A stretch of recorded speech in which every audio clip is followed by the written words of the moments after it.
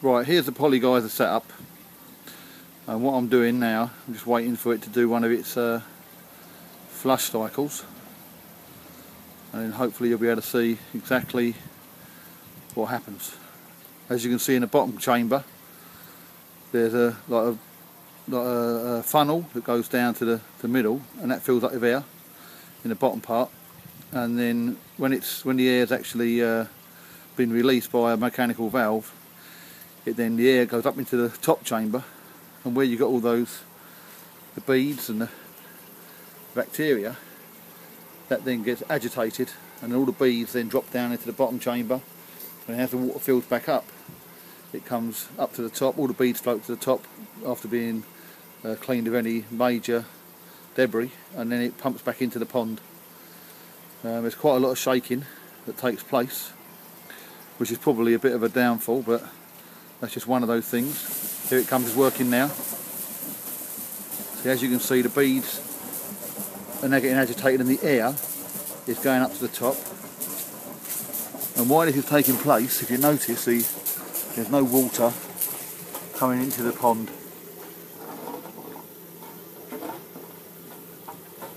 Now you can hear the water coming back into it again. There's the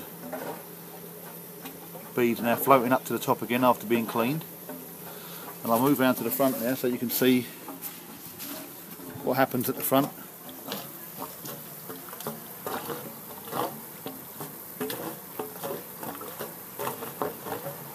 Quite a lot of noise.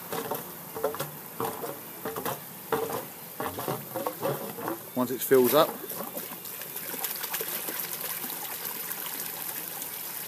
the water then starts coming back out again. And if you look down there on the little valve on the side of the polygeyser, little plastic thing just above the cyclone, that then starts refilling the bottom chamber back with air.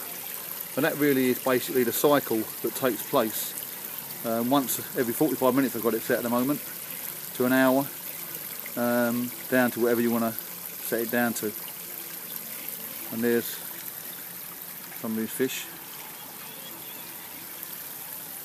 Come out and say hello. Water's not cleared yet. Hopefully that won't take too long. There's another one of these fish.